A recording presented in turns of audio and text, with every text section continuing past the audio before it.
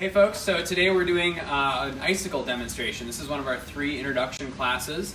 So we thought it'd be an awesome way to show you guys what it entails and give folks a chance to watch something like this before they actually sign up and take the class, so you can get an idea and see it a few times before we're jumping right in. Our classes are pretty short and quick. We want to make sure you guys are jumping on the torch, having fun, getting that experience in. So we keep our demos pretty quick during the class. So this will be a good opportunity for you to do some studying and some homework before you come in for your class. So the way we make our icicles, and I'll actually grab an example one in a second here, but we start with this triangular rod. You can kind of see it's a little bit like a prism. It doesn't quite cast rainbows the way a real prism would because the sides are not sharp, they're a little bit rounded. But it is a triangular piece of glass. And the whole goal with the icicle making is to get the glass just hot enough that you can twist it a little bit, but not so hot that it's getting molten and liquid and hard to control. So we use these triangular rods. It's a really nice way to create a really beautiful, what we call optic icicle. It casts really nice shadows, catches the light really nice, and so that's how we do that. So that is an optic icicle. So that's just getting that triangle rod just warm enough where we can spin one hand a little faster than the other, and that'll give a nice twist. The twists are all going to be related to your heat. So if you overheat an area, the twists are going to get really tight and it'll probably get skinnier.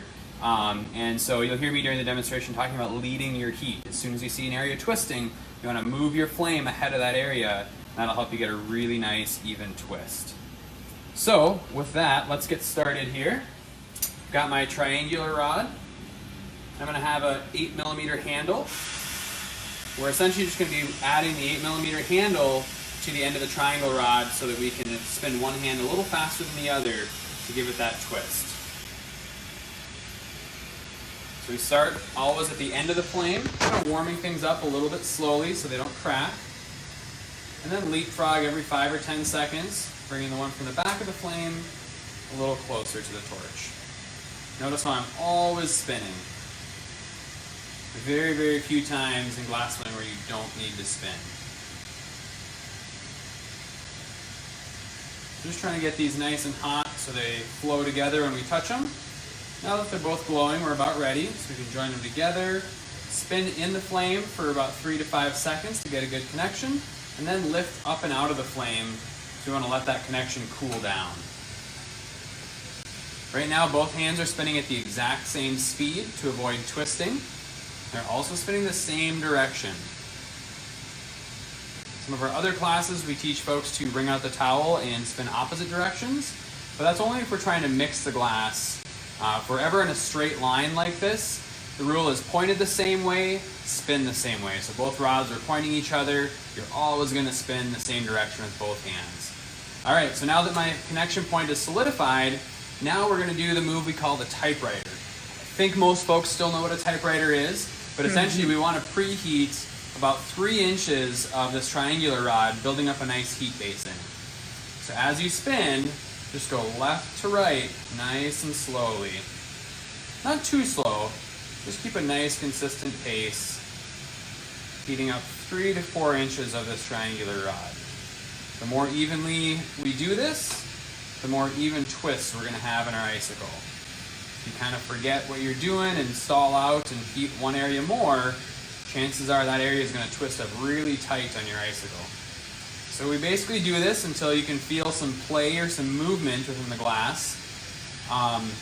When we're getting the glass just hot enough to twist, the glass is not really going to be glowing. If you get the glass glowing hot, generally it's too hot. You might start to see a very, very faint glow, but anything brighter than like a dull peachish orange color is going to be too hot. So I've got some movement here now.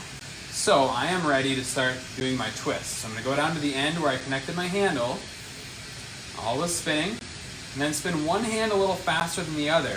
Now it's starting to twist, so I'm going to move the whole thing to my right to keep my flame ahead of where it's twisting. Okay, continually moving it, the whole rod of glass to the right to stay ahead of the twist.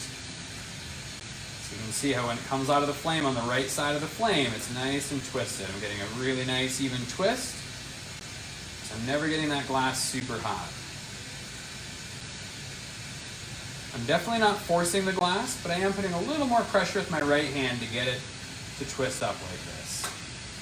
All right, so now we've got a nice 3.5 inch section that's all twisted up. The next step is to determine the top and bottom. We want to stretch the bottom of our icicle to a point. We don't disconnect it here. It's a really common mistake. We just stretch it to a point so it's ready to be disconnected when we get to that step. So it doesn't matter which end I do this on. A lot of times students will end up with one end thinner than the other, so then that just inherently becomes the bottom. I'm going to do my bottom right down here where my twists end, and it goes back to being a regular triangle rod. And so this step is just getting it warm again, nothing too crazy, and then lift out of the flame and pull apart and spin. Just give it a little taper. You can see how it's a lot thinner now, right at the bottom. But I didn't disconnect it. That's the bottom of our icicle. We need to go up to the top now and disconnect up here so we can add a loop. So if I were making this icicle to sell in the gallery, I would make my own loop. But loops are extremely hard. They could be a class in of themselves. So we pre-make the loops for students. So what you're going to do is heat it up right where you attach this handle and disconnect. Always stay in the flame and slowly pull apart so you don't pull a stringer. Okay, let that flame cut through. And now, you're going to take one of our pre-made loops and get the little nub at the tip there and get that nub really hot. Join them together in the flame, and you're going to push them together chunkier than what looks good. I call it kind of squeezing a donut. We want it to be a really thick connection, and then we'll take it out of the flame and give it a little stretch and kind of get rid of that donut. But that helps us ensure that we get a really good connection. And if things touch before you're ready, don't sweat it. That's literally the next step. So now that they're both glowing really bright, I'm going to touch them together in the flame, keep spinning, squeeze that donut, go vertical. You can see that kind of chunky donut there. And now I can give it a little stretch to kind of get rid of that donut. But that helps make sure we get a really nice, strong, fluid connection there. All right, so we've got our loop on there. Our icicle is essentially done. We just need to get it off of our two handles here. So all of our loops are attached with a temporary handle called a punty. So those will break off pretty easily. This one looks like it's actually on there a little better than it should be, but we'll cross that bridge when we get there. So we're going to melt off down here first. This one should break off, so we're going to do the melting disconnection first, the tip of the icicle. So go back to the flame right where you thinned it out, heat it, and then slowly pull apart and let that flame cut through. So now we've got a nice pointed icicle. And now, to break this free, it should just take a little tap. Like I said, this one might be on here a little bit too hard, but hover right over the table so it doesn't have far to fall. And with the edge of your tweezers, tap on the punty. And it just pops right off like that. Then you're going to pick it up. We're going to polish the very tip of that loop. There's a sharp spot where this punty was connected. So we need to polish that. Just hold the very tip in the flame until it glows for about 3 seconds. There we go. And there we have a finished icicle.